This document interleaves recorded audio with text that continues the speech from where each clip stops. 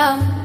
বিসমিল্লাহ বলো বিসমিল্লাহ, তব নামে কাজ শুরু করি আল্লাহ।